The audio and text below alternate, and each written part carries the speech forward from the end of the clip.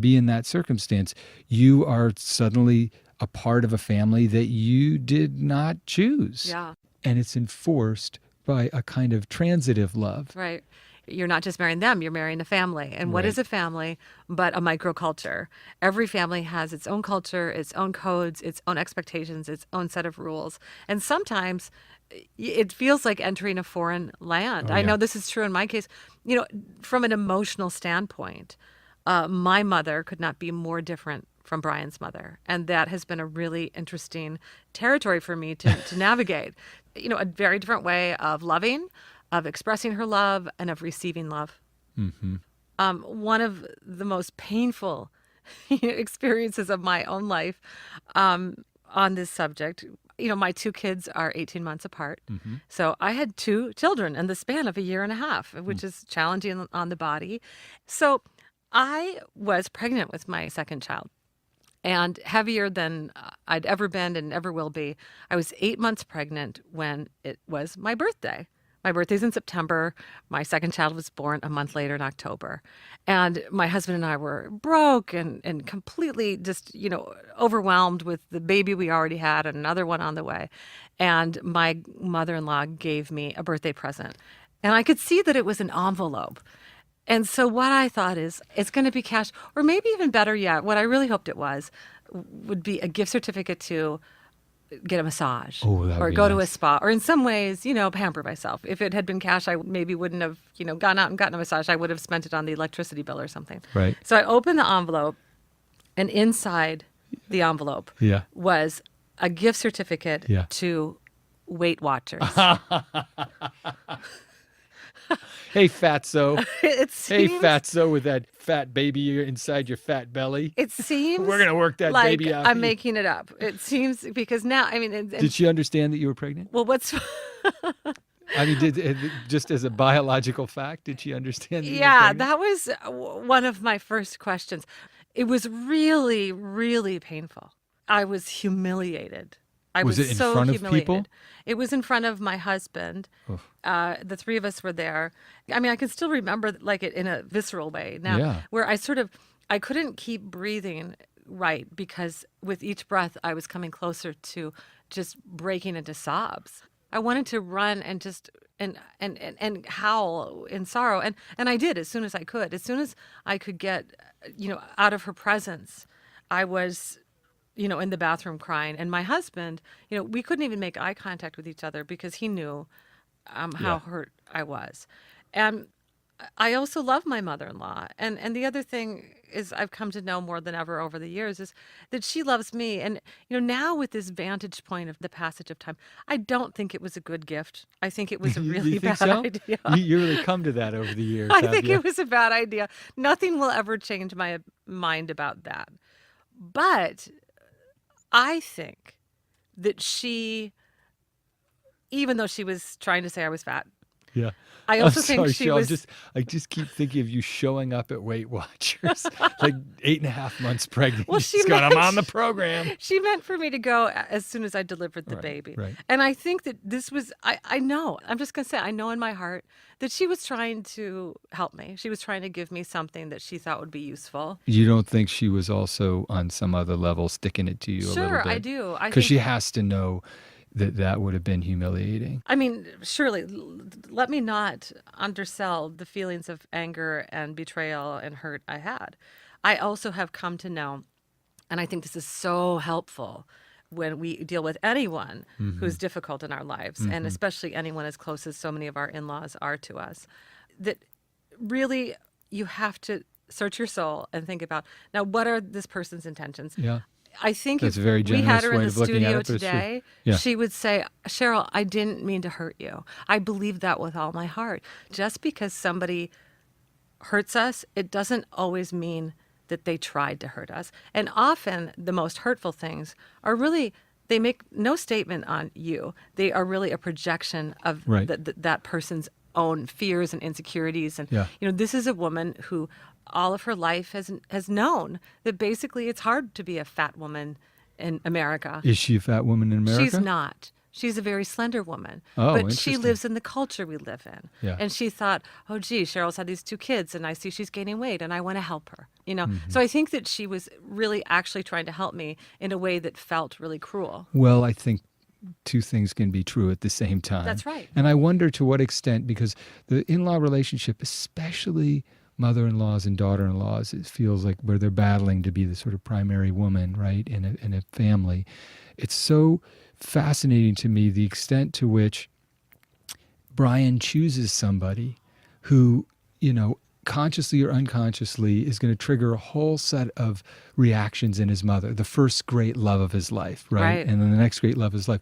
So in a sense, I wonder if she's somebody who saw you as threatening in ways that you certainly don't mean to be. You just fell in love with her son. Right. But because of the decisions that he made around, the complicated relationship he has with his mother, it's almost engineering a situation where people are going to be at loggerheads.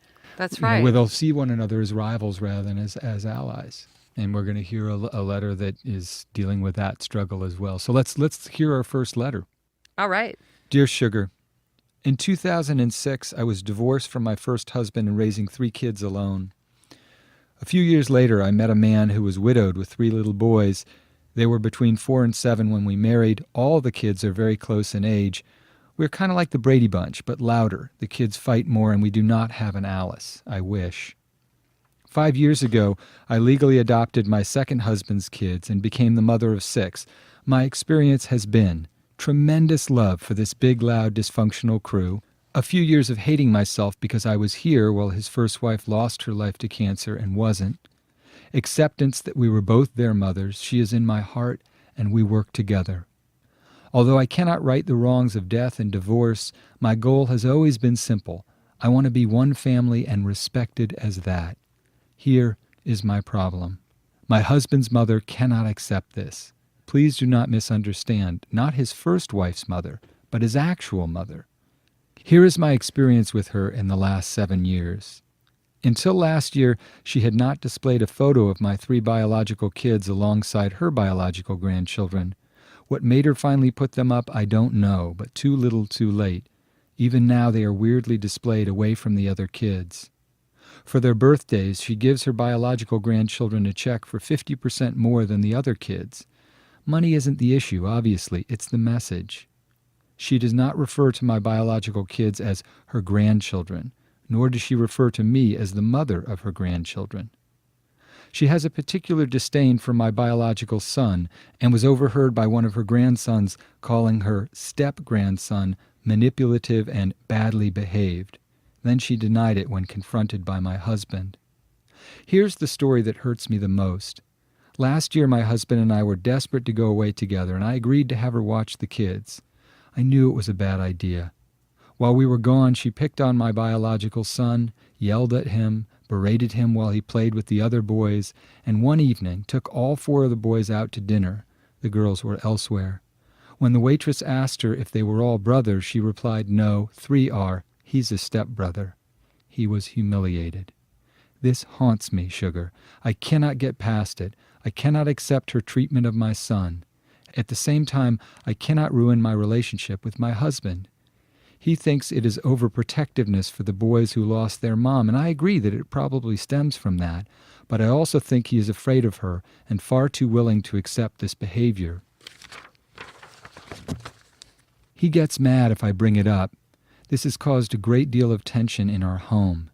It makes me have less respect for my husband, which is sad because he has done so much for all of these kids and has been through hell and back. There are times I have felt like telling him to decide, me or her, but I know it's not fair to anyone to do that. What should I do? I can't change what's in her heart, and I have vowed to never have her in a position where she can hurt my son again. But even with those measures in place, my resentment grows, and I am angry at my husband for his lack of outrage. Please, help if you can. Your friend. Yes, they're all mine. Whew. Yeah, Really ugly. that is a bruiser. It is. There's, of course, the terrible behavior of this mother-in-law who is so unkind for whatever reasons. I have obviously have sympathy that she lost her first daughter-in-law. and that those grandchildren of hers, lost their mother. Yeah. But that doesn't justify this cruelty that she essentially enacts upon the children. Yeah. I mean, here's this mom who's trying so hard. She's adopted these kids. She's said, I want these legally in the eyes of the law, and emotionally and psychologically, it sounds like, I want us to be one family. And the single thing that's most important to me is that we're respected as that. And I think that's why it's especially tragic for her and enraging for her that this mother-in-law knows exactly where to poke, which is to really make distinctions between the kids. Right. And no, there's it's a part dividing them. That's right. Divide and conquer. It's a real issue. And, we can talk all day long about how dreadful this mother-in-law is being to, yes, they're all mine, and to her kids. And even, I will say, to her biological grandkids by creating a divide in this family that is really about unifying. But to me, this question boils down to the relationship between the letter writer and her husband. Yeah. Because what she is saying to us is, I feel that my husband doesn't respect me when it comes to his mom. He won't stand up for their family. It's not about the husband standing up for his wife. It's not only about that. It's really about the husband standing up for the family that he has created. Right. And that his mother doesn't respect that and welcome them with kindness is a problem, but it's his problem. I think that you always do have to have a sense of a united front. Right. When it comes to the in-laws on both sides. Right. The missing piece here is that the husband's not on board with that united front. He's not willing, it sounds to me, to even admit that there's a problem. Yes, they're all mine says that her husband gets angry when she brings it up. So to me, it's like the very first thing that they can possibly do to work toward resolution is in their marriage come to peace with this. And I think a crucial part of it, though, is she can't be angry at her husband that he's not more angry. I think she's got to dig past the anger, rage, because that's actually playing into the hands of this mother-in-law. Yeah. I think there's a way, in other words, for her to appeal to her husband that's more laying her own vulnerability and hurt on the line, which is really what she's feeling underneath all the grievance. Mm-hmm. Her feelings are totally valid to me. That rage is valid. It's really common. It's something I myself have felt as a daughter-in-law. And not just women feel this, but I think whenever you're in a partnership, if your partner doesn't respond the same way you do to his or her family of origin, it can feel like a betrayal. You create the culture of your family. Right. When you get married, you marry into another culture. Yeah. And in some ways, that person you're married to is always on that bridge between the family that he or she created with you and then the family that they came from. And, sometimes Brian will respond to his mom in ways that I just find absolutely mysterious because he wouldn't respond like that to me. Right. But, this is how he's functioned with his mother all of his life. Just because I come along with my whole, let's talk about everything, evolve self, doesn't mean that I can then impose those values on their relationship. Yep. Because they have worked out, whatever deals they've worked out between them, both functional and dysfunctional. And what I've found is the more pressure I've put on him to change those ways, that they only lead to so, it's sort of conflict and sorrow. They never lead to actual progress. Right. And so I do think that's great counsel to say, now let go of the rage.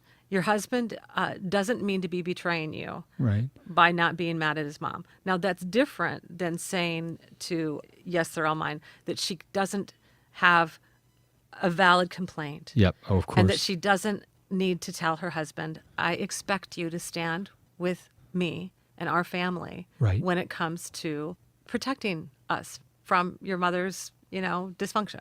Okay. So it's a fine line to say, get beyond rage to the vulnerability, to that place where you're saying, I'm in pain. Yeah. You got to recognize part of this involves not just forgiving your husband for the tough spot that he's in, that he's battling with these two women he loves and wants to be loyal to. That's not easy. But also, hey, something in your mother-in-law makes her act in really cruel, petty ways. And that thing is not something healthy. I don't think happy, healthy people take out whatever frustration or grief they're feeling on kids. I think, they're as big-hearted as they can be, especially a grandparent. Yeah, and they're often acting out of pain, for sure. Right. Because one thing I think we should pause and acknowledge is that it's no small thing that her daughter-in-law died young. Yeah. is so painful. She left behind 3 kids. That's devastating. Right. And the piece of the mother-in-law that I identify with is essentially her grief. The rejection that she's expressed towards her step-grandchildren, if you will, who Right. really are her grandchildren too, I think is probably, if we traced it all the way back to its emotional origins, Right. it goes to her grief and maybe her sense that it might be like betraying her dead daughter-in-law Yeah. by fully welcoming Yeah. the new family. Yeah. I don't know how much, yes, they're all mine and her husband are going to be willing or able to have that kind of emotional confrontation with the mother-in-law about this. Yeah. But, I think that maybe entering the conversation with that consciousness and that awareness Yeah. can lead to some healing, because suddenly you're shifting from feeling angry and blaming someone to feeling some understanding and compassion. Yeah. I think the first thing that she might consider is making a list of how the world must look for the mother-in-law, to really try to put herself in the mother-in-law's shoes. And that would mean examining questions like, how much did she love the first wife? What was the relationship between this mom and her son? How close were they? How kind of territorial about that relationship is she? How much do the values of yes, they're all mine conflict with the mother-in-law's values? How much is yes, they're all mine expecting? When she says, my husband and I were desperate to get away, and so we asked the mother-in-law to take all 6 kids for the weekend. Like, that's not a small thing. She does have photos of all of them. She does give them a birthday card. She's clearly very involved. Yes, they're all mine. You need to make a list, as difficult as it might be for you. Before you even talk to your husband, make a list of the things that you admire and are grateful about, and even that you might feel your mother-in-law is burdened by. This is the exact opposite of what you want to do. Right. In some ways, your letter to us was a list of all the grievances. It was a list of all the ways that your mother-in-law has failed you. Reverse it and make a list of all the ways that you've seen her try, that maybe Yes. she has shown some progress. It will open your own heart. So then when you do step 2, which I'm going to say is really having a conversation with your husband, but making him hear you. You say in your letter that, he gets mad at you when you bring it up. But guess what? He's going to have to engage with you on this point, because if he refuses to, it's going to divide you as a couple and divide you as a family. So say to him, this really matters, and begin that conversation about how you establish yourselves as a united front with his mother. I think, too, the husband obviously plays, such a key role. Whenever my husband and I have had conflict with his mother of any sort, it usually goes best when he is the emissary, when he is the one in the ways that he's learned how to talk to his mom, who either gently or directly or with a sense of humor addresses the issue. Right. And it doesn't always look like I hope it will look. It isn't always the full unpacking and airing of all the things that need to be aired in the big kumbaya Right. therapy moment. But even sometimes just to say a simple sentence that's true in the presence of the people who need to hear that truth can be a very powerful thing. Yeah. It took her a while, and she still doesn't have the photos of, yes, they're all mine's kids prominently placed enough in her home, but those pictures are there. Mm-hmm. And that means something. That means that she's recognized that she is their grandmother and they're a part of her family. It's not going to happen overnight.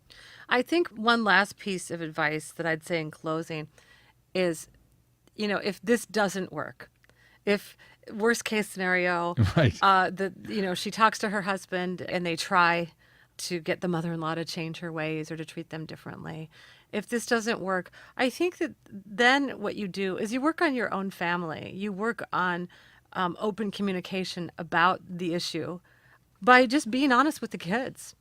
I've had situations in my own life where I've had to just openly talk to my kids about some of the adults in their lives who have not risen to the moment or not been to them who we hoped that they would be. Mm-hmm. And to just be frank about it, to say, well, this person means well, but they can't always act this way.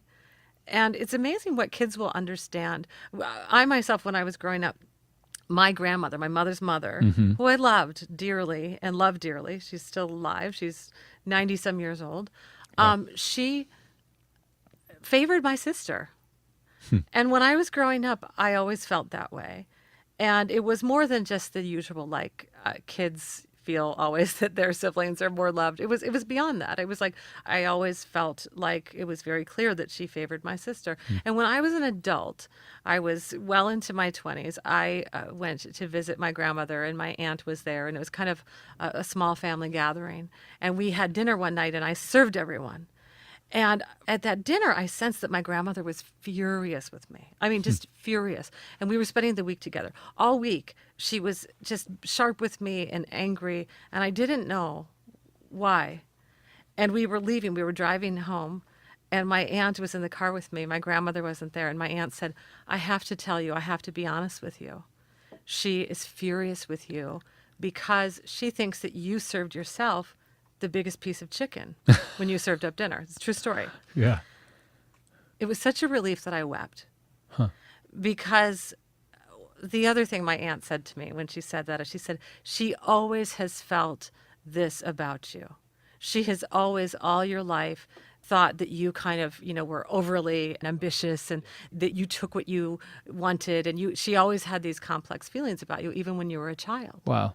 And it was finally like somebody told me what I always knew to be true. Right. Okay? And the power of that is more healing than trying to pretend Right. the opposite. Right. Okay? So I know my grandmother loves me, and I think that she had a complicated feelings towards me. Yeah, and they probably had everything to do with whatever her struggle with. Exactly. Seeing a young girl who was either mirroring the kind of ambition she had that was thwarted or that she wouldn't even allow herself to express, but it had to do with what she was carrying around. Yeah. And so I thought about that in reading this letter and thinking about, yes, they're all mine, thinking about her kids, her biological kids, and also to her husband's biological kids. Maybe they sit them down and they say, there is kind of a funky thing that goes on at Grandma's house because 3 of you are her biological grandchildren and 3 of you are not. And yeah, she sometimes favors those biological kids. And that's not our family value. We love you all equally, but you are going to maybe witness some of this at Grandma's house. And we don't condone it, and we're going to help you through it emotionally, but we're not going to pretend it doesn't exist. And I think that that is such a powerful statement that this woman can make on behalf of her own family, her own kids, her own husband's kids. Yeah. So yes, they're all mine. I think, our prescription is not easy and the results are not guaranteed. It's a real predicament you're in, but you know the kind of family that you want to create. And it seems to me in the moments of your letter that we find the most moving and affecting and hopeful, you are full of empathy for everybody in your life. And, even your predecessor, right? Your husband's first wife, you have tremendous sympathy for her. A little of that expressed towards your mother-in-law, if you can bring yourself to it, but certainly towards your husband will go a long way to getting past this sort of the rage that you have a right to feel, but that ultimately is not going to bring you to a happier result, because it's a beautiful thing that she wants to create. She hasn't just said, well, we're a blended family, and she's really taken charge of it and say, we want to create a family where everybody gets this piece of chicken that's the same size. That's right. And by God, never serve yourself the biggest piece of chicken. Don't do that. That is my main advice. That's really the takeaway. And certainly never at your mother-in-law's house or your grandmother's house, as it turns out. We wish you every kind of good luck. We do.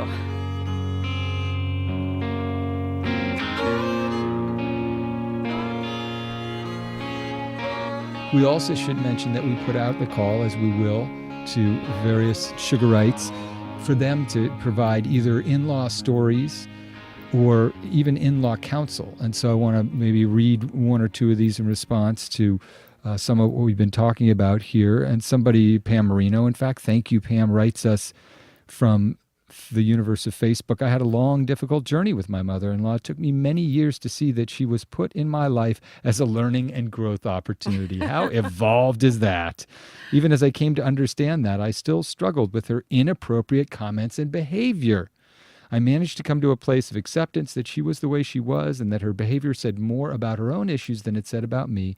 The fact that we live on different coasts was a big help, giving me space and time in between visits to process my thoughts and feelings and look into purchasing a gun. No, I actually just added that. She wouldn't purchase a gun. I forgive her now for how she treated me and my family, and I'm at peace. My only wish is that I had been able to come to a place of acceptance and forgiveness years earlier than I did. That's a lovely sentiment. How many relationships could we say that of? Right. And All of them. that's what I'm trying to say when I tell you that story about my mother-in-law giving me the Weight Watchers gift certificate. And that's the piece I've made with it, you Yeah. know, that you do have to understand that people often say and do things really out of their own projections, their own issues and insecurities. You can't always keep them on the hook. Here's another letter we got from a listener whose mother-in-law is a prominent professor and a very accomplished doctor. She writes, there have been times when she said things about my children that felt hurtful to me because they were so clinical. She'll throw around words like neurotic, not realizing that it hurts to hear as a mother. She takes how the children behave in one 20-minute segment of time as indicative of who they are or will become, diagnosing as her job has been for years. So how have I built a relationship with her when I often feel so guarded and defensive about my kids? I've learned to ask the question first. I call my mother-in-law for advice, perspective, or opinion before she can offer it. I find areas of her expertise truly are helpful for me to hear and solicit them. I don't always agree with what she has to say, but her tone has softened since I started asking her first. Yes, I always say this to people. I say, ask somebody's counsel. People feel such a sense of being disarmed when somebody comes to them, not saying, hey, mind your own business, quit analyzing my kids or diagnosing them. But if you preemptively say, we're struggling with this, and, is there any advice or counsel you can give? I know that you're very thoughtful about this stuff. That is such smart advice, not just in that in-law relationship, but any relationship. Right. Well, because it's solicited. Unsolicited advice often feels like condemnation and judgment. Such a big difference. Like, let's just say I had gone to my mother-in-law and said, I'm really struggling with my weight and I want to join Weight Watchers, but I can't afford it. Well, then that very same gift would Yeah. take on a different tenor, wouldn't it? Yeah, it would be like, thank you for Thank you. that. Yeah. So there's another comment from Kim Adams that's kind of short, but it's beautiful. I miss my ex-mother-in-law, or my mother-outlaw, as she called herself, more than I think my ex-husband misses her. She had issues, but she was human and a product of her generation and her own mother. All of the issues we had were disagreements on my husband, and she was usually right. Now, this is crucial because what people don't realize is, especially as you're entering into a marriage, like, you've got an important ally. My mom sat Aaron down and was like, all right, we need to go over all the really screwed up shit about Steve. It's going to take about 3 days. Okay. So it's like an S session. You can't go to the bathroom. You just have to hear it all. I've downloaded onto a thumb drive. Here's another comment from somebody who posted on my Facebook page. Marta Fenter-Dugan writes, patience and empathy, or attempting to have empathy for them. My husband grew up the only son in a house where gender stereotypes were very much in play, and his dad wasn't there due to divorce first and then death.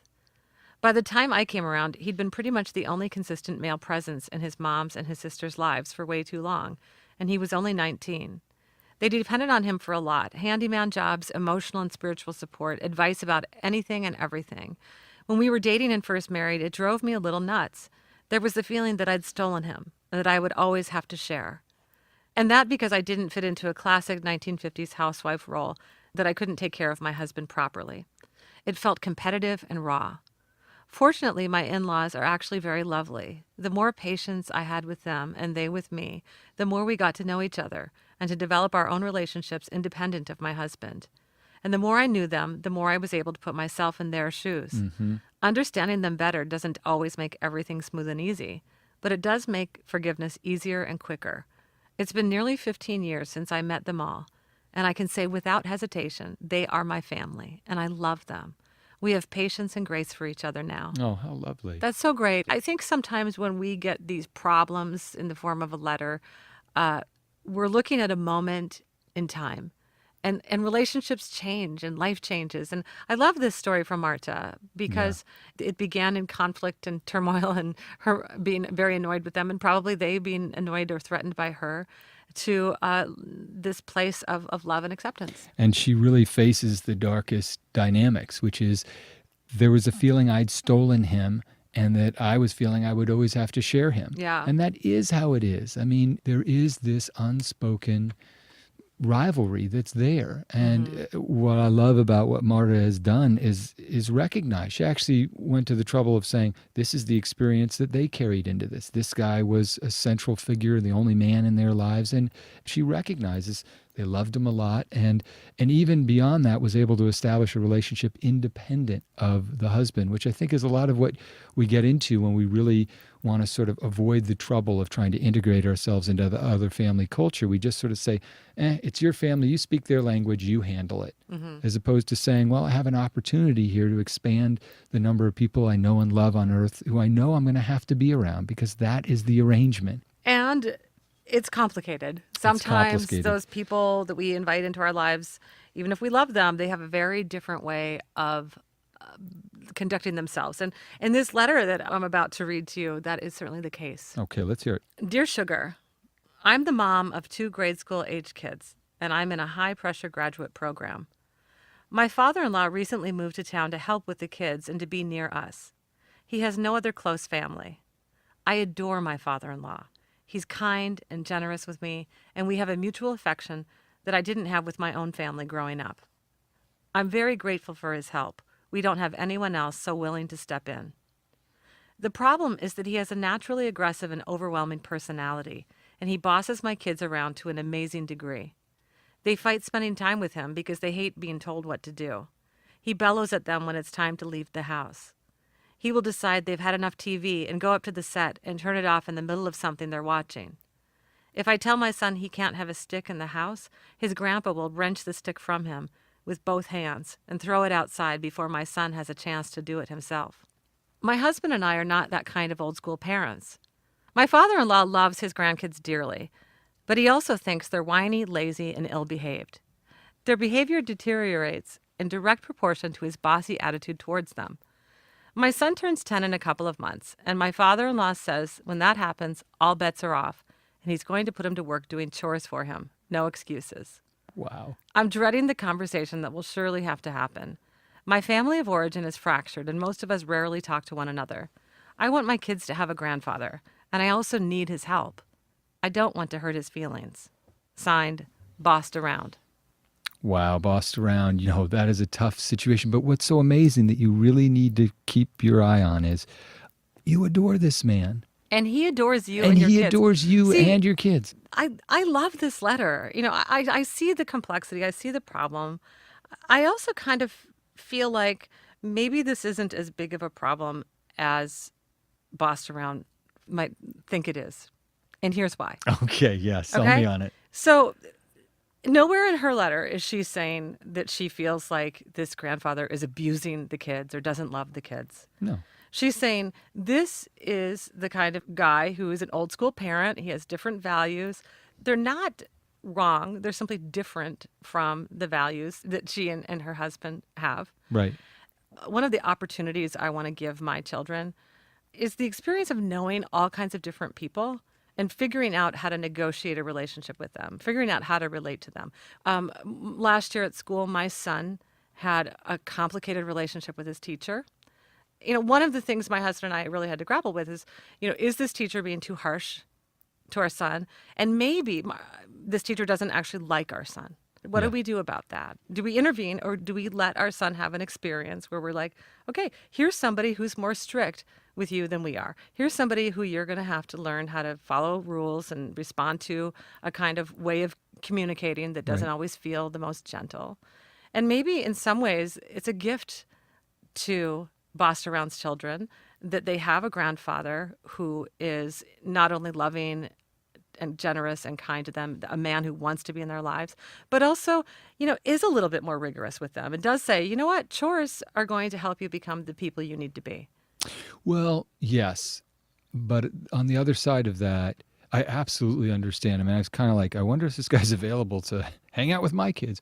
But here's the thing that worry about, which is what she's really objecting to. Bossed Around is worried that there's just a different set of rules depending on who in loco parentis is, and that the kids aren't responding well to the way that he tries to parent them, right? He bosses them around. He grabs things from them. He switches off, the TV. That's not a considered way of dealing with discipline. It's a sudden, impulsive, as she would put it, naturally aggressive and overwhelming way of relating to them. And I love that she can rally with it and sees, because she's an adult, she can sort of see around it to the sweet, concerned guy who's on the other side of it. And the hope is that the kids can see that too. But you know how kids are. If somebody's laying down the law in a way that they feel their opinion isn't being listened to, they're going to say, oh, he's a jerk and he's mean to us. Do we have to spend time with him? Well, that is the piece of the letter that causes me the most concern, because when she writes that, that the kids are sort of resisting time with the grandfather, right? Because he's less lenient. I mean, part of that is the way kids are. But, you're right. I mean, you certainly don't want the kids to turn away from this man who is really so important to them and an important member of this family. So what do we do? Well, what would you recommend Bossed Around do? My feeling, Bossed Around, is, look, you love this guy. You love him. You think he's great. And in fact, he has been in some ways more important to you or more nurturant than your own family. You've got a real basis of trust with this guy. That's the beautiful and hopeful part of this. Like, this is not just some father-in-law who you're dependent on and you have to deal with him. You have brought him into the family because you need the help, which is always a tenuous position, but also because you genuinely esteem him.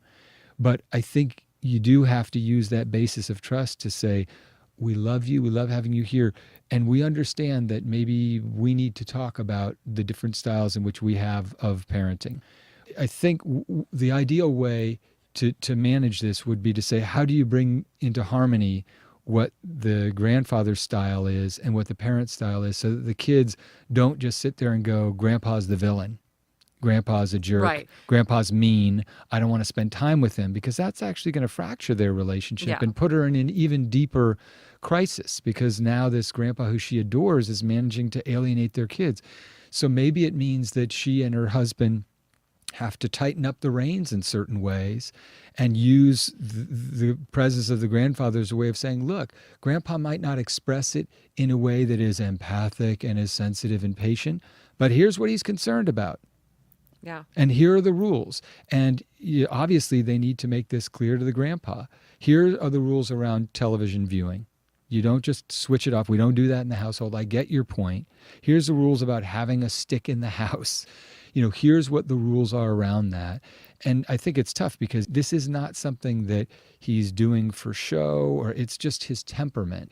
It's that clash of cultures that we talked about. Yeah, I think this letter is so much speaks to this idea of also just the way that some of the clash between parents-in-law and adult kids-in-law, I guess, it's the generational shift. The way you describe your parenting style, the concerns you have about your children's feelings are very in line with mine. That's also generally how I raise my kids.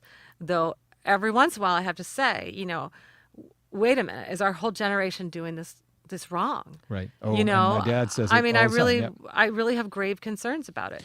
And I mean, I guess my impulse to say, let's find a middle ground, between this sort of old school parent and then sort of new age woo-woo, soft, touchy-feely parent like we are, is that it's not as if there's no truth to the fact that maybe these kids are a little whiny, a little entitled, a little lazy. Like both of us feel like our kids could maybe use a little improvement in that area. Right. Yeah, on a bad day. But I think that, to me, here we go again, communication. What about having a very supportive conversation that isn't about, we're doing it wrong, you're doing it wrong, we're doing it right, you're doing it right, but is how do we together accommodate our different approaches while raising these kids right? That's right. It needs to be clear. I mean, the consistency is the kids need to know the rules. And what's tough for kids and when they act out is when they don't know what the rules are. And that's when they start testing to see, well, where are the rules? What are the rules? But that really starts with the parents. And now that this father-in-law has been brought into that mantle of being essentially not a co-parent, but he's one of the people who's called upon to care for these kids, they need to be on the same page because kids don't really work well with that. They're seeking out their little homeostatic mechanisms internally, psychologically, are always seeking out a consistent way that it's supposed to be. What are the parameters? How much TV time do I get? How many sticks do I get to have in the house? How many sticks do I get to have in the house? And, that's tough for the grandpa to hear. But I think that there's a basis of trust and love that this bossed around, you can say to your father-in-law, dude, you know how much I love you, but it's not working with the kids. And, if we need to have a discussion about what the reasonable limits are and the rules are, let's all agree on it. Mm-hmm. It's difficult to institute, but once there are clear and consistent expectations on the kids that they can fulfill, they don't have to have somebody bossing them around or telling them what to do because they know already what they should be doing. And it's like an internal alarm system rather than having this guy who's raining down his terror, in kind of arbitrary ways. And if they have that internal sense of things, in a certain way, it's a kind of insulation from grandpa flying off the handle, right? Because I think part of his anxiety is he's overreacting to what he feels is a kind of chaotic, undisciplined household. Right. Right. Well, I have a lot of optimism about this situation. And yeah, how she wonderful. loves him. I have to say, I love hearing a story about a grandfather who's stepping up in the child care department and being really active in his, grandchildren's lives. And I hope, bossed around, that you all can come up with a solution. I really feel like you can. Tell him the things you've told us.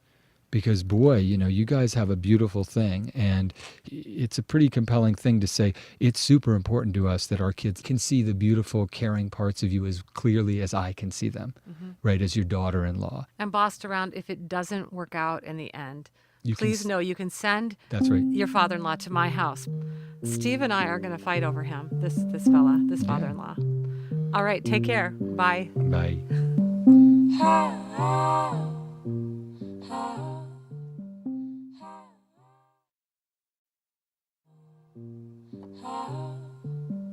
We've been talking during this show about family as foreign culture, that when you enter someone else's family, Yes. when you bond yourself to another, You're that in you the are land of the in-law. That's right, which is a foreign land and a kind of culture all its own. So we're Yes. going to talk to Elizabeth Enslin now. She did the extreme end of this. She didn't just, in a kind of figurative way, marry into a new culture. She married a Nepalese man and lived in his village in Nepal with him. That's right, with in-laws. Let's give her a call.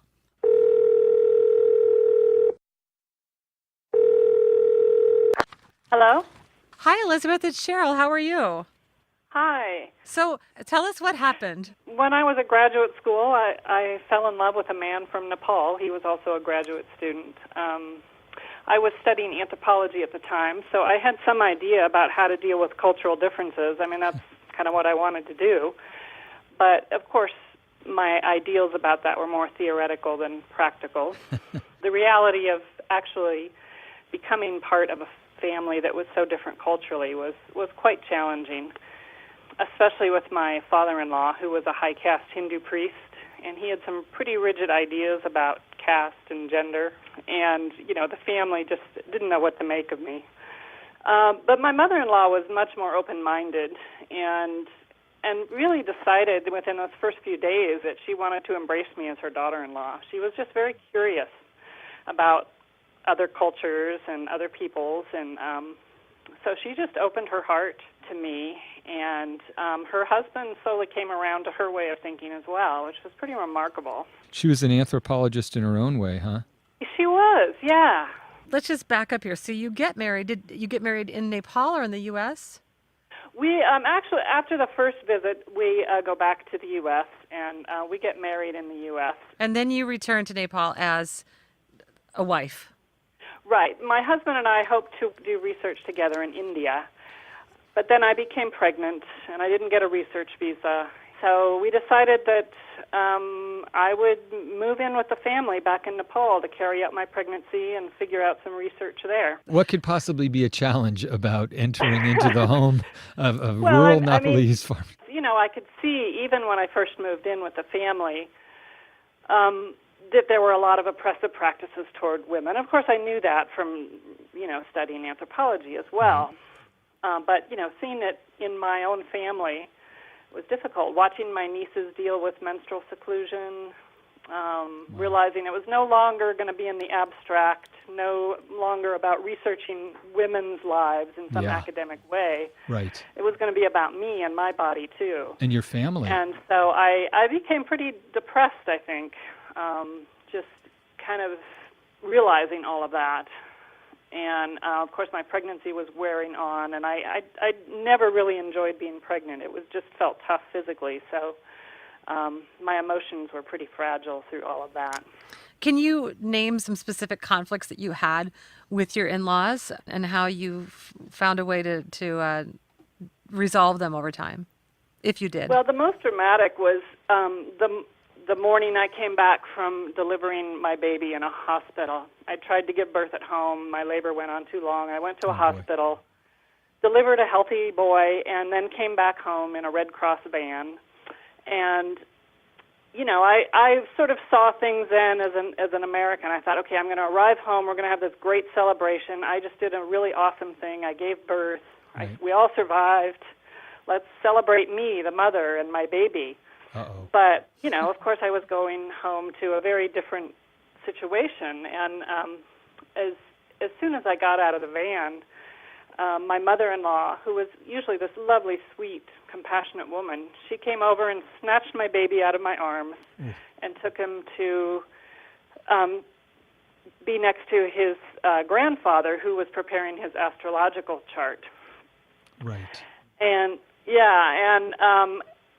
she didn't smile at me because among high-caste Hindus, a woman is seen as ritually polluted for 11 days after birth. So she's supposed to stay in seclusion and not take baths and not go around polluting other people. Wow. So you were like the pollutant arriving on the scene. It's like I came home to a different family. Everybody had just changed. Wow. So my mother-in-law, grabbed this dirty old straw mat with holes in it and threw it over by the buffaloes and just pointed me to sit there. She didn't even talk to me, which was so unusual. And my father-in-law was kind of nodding with approval in the background. And then my husband, who was just amazing through all of this, he'd been with me through the whole birth. He said to his father, if you're going to treat my wife as polluted, you'll have to treat me as polluted for 11 days. Good for him. And my father-in-law couldn't do that. I could tell he wasn't happy about it, but, he dealt with it, and we kind of moved on from there.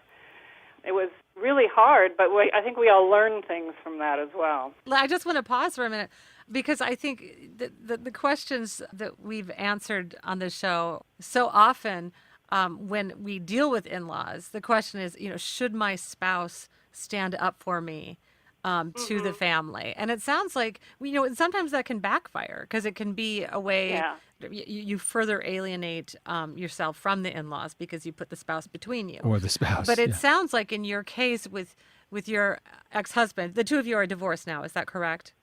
We are, but we're still friends. So your ex-husband, at that time said, listen, we are a unified force. And I think that's really a really great illustration of how that can actually work in a positive way. And a very extreme, stark example, because he's not just having to go against family custom or family neurotic patterns. It's actually against the complete, every cultural mandate is saying, well, this is just the rules, and he really, that was quite a heroic act. Yeah, he went against that culture. His own culture. Isn't that amazing, Elizabeth? Yeah. It is. So how did your relationship then with your in-laws develop over time, and how did you, proceed with them? Well, after those 11 days were over, we sort of went back to being a family and kind of learned from there. At least my mother-in-law, ended up talking more and more about these things that were different in our cultures. And we just became good friends. And I think she understood what I found difficult to deal with in the family and culture. And, she taught me a lot of things about listening and compassion and hospitality and being a good ally, too, because she was actually pretty amazing. Women would come to her with their problems, and, I mean, she was kind of like you, Cheryl. I mean, people would come to her, and she would listen and try to help them solve their problems. And I really love that. And the more I think about it as I get older, the more I realize I learned from her, too, about how to work in a family through conflict. And I actually consider her one of the great teachers in my life. That's kind of where we came to. I just learned so much from her. Oh, that's beautiful. Elizabeth, thank you so much for sharing your story with us on Dear Sugar Radio. We are so thrilled to have you on. Yeah, thank you, Elizabeth. All right. Okay, thanks. Bye, all. Listening to Elizabeth, I really found her story to be inspiring. And maybe it's because I found what her in-laws did to her after the birth of her son so appalling. Because my initial response is anyone who would treat me that way would forever be someone who was not on my side, someone I wouldn't ever come to like or trust. Right. Because I think that what they did was so profoundly disrespectful. And yet, what's beautiful about Elizabeth's story is they came back from that. She was able to say, That's right, yep. They were acting out of these impulses. That they weren't And thinking, these traditions, frankly. That's right. Even though the result is that they were treating her like, a contaminated being, they weren't doing it for that reason. It wasn't personal. Yeah. And so once she could overcome that, she could open her heart to accepting them and forgiving them. And it sounds like they did the same to her. And I think that's really a powerful thing for our letter writers and those in the listening audience who have some of these same conflicts with their in-laws to really reflect upon and take into their hearts and minds. Because the way forward is not to, sort of set yourself in your position and go in your separate corners to duke it out. It's really to think, how can I understand? Why is this person doing this to me? Where's this person coming from? Yeah. But it's like, we think of them, or sometimes we'll sit there and, sort of say, oh, this is somebody I just have to avoid or manage or whatever, as opposed to saying, actually, who is this person? Because for better or worse, we're stuck together, right? We're bonded by this person we love so much. So we might as well actually know this person as well as we can.